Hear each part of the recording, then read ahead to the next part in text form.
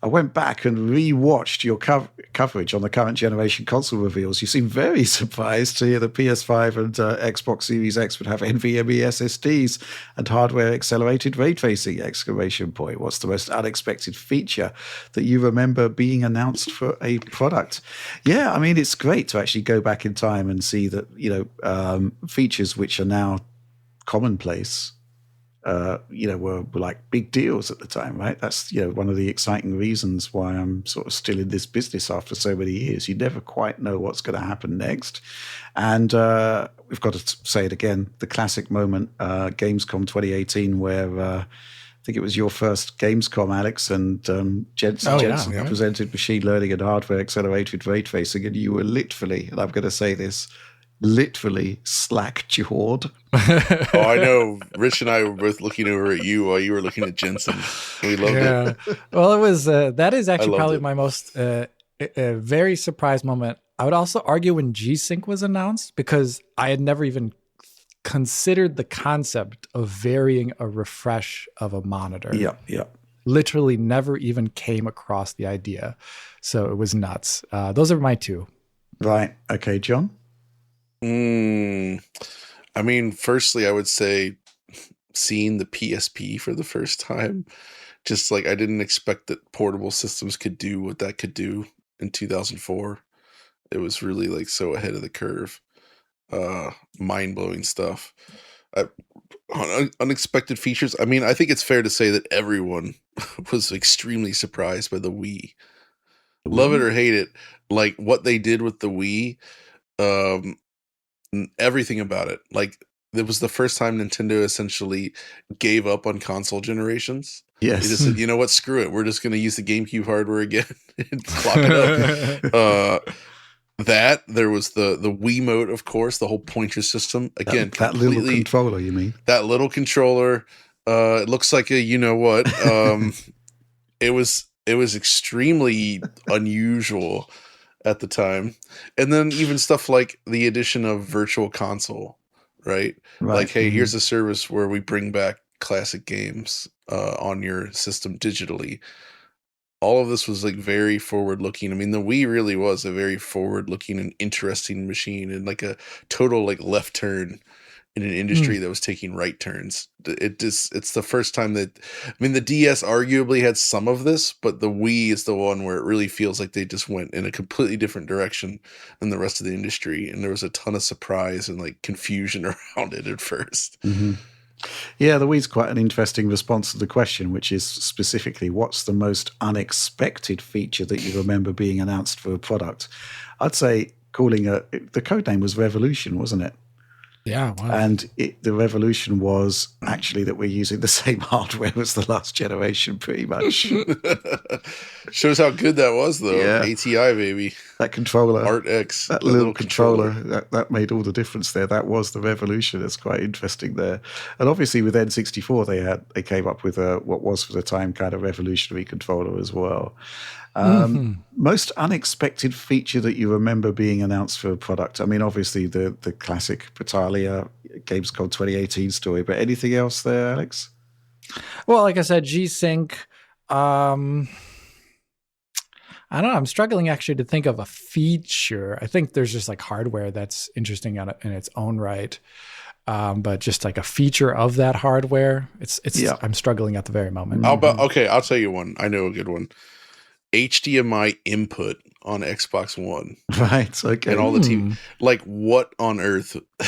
Like, the TV stuff was already weird to begin with, but the fact that they actually had essentially a way to capture video essentially through an HDMI input on a console is something that kind of just came out of left field and was really not something we have ever seen since and hadn't seen before, right? Especially when once we got our hands on it, you see how it actually worked. It's like, I mean, it basically was just like a capture card in your console. Yeah. Right? You're just inputting video in and it spits it out into its own, like, it's not just like full screen either. Like, it actually can display within the UI and everything. It was really interesting. Bizarre. Yeah, well, there were a lot of unexpected features with Xbox One, but also unwelcome as well. Unwelcome, yeah. I guess Kinect was kind of an unexpected product. I mean, yeah, Kinect is. I maintain that Kinect is the thing that killed Xbox as we know it. Yeah, it's no Kinect, and I think Xbox is in a much stronger position today. And it all comes down to Nintendo and the Wii. Like, Nintendo caused everyone to like shift their thinking and like pursue something that turned out to be cool, but ultimately not the way console games needed to go. And motion control has been sort of relegated to like as an additional feature as opposed to the focus now. Yeah. And they also kind of uncovered that, and I think it's fair to say, not having buttons sucks. Like when you like performing actions by pressing nothing never feels good. It doesn't feel good. It's not satisfying. Like it's conceptually, it's not a fun thing for games. I think Kinect technology, especially the pre-release stuff they showed before they had to strip it down a bit, was super, super cool. And I think Microsoft as a company should have leveraged that research in other areas from the start, as opposed to making this a game-based thing, because it's just not fun for games. And even though it's sold well, okay, I say that Just Dance or not Just Dance, Dance Central, freaking awesome. Like the dancing stuff, very, very fun. There are some cool things you could do with Kinect, but most game concepts don't work when you have no buttons. So yeah, I think it's not specifically no buttons, it's no feedback. Because that's the main problem with Kinect. You don't actually know if your input has been accepted or not. There you go. That's a better way to put it. Yes, there's no feedback, no physical sensation to anything. Yeah. And that just creates this frustration of like flopping around trying to make things work. What about the Kinect Electro Belt that shocks you every time you get an incorrect input? You mean the haptic belt? I would love to know where that thought came from, Alex. I was thinking about just thinking about your own electro belt. If I was like a sadist. And what were you doing in that Berlin discotheque last night?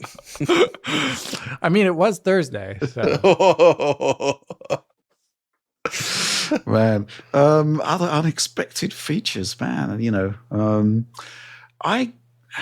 I didn't expect the PlayStation 1 to be as good as it was. Ridge Racer was such a defining moment for 3D graphics in the console space. That was pretty amazing.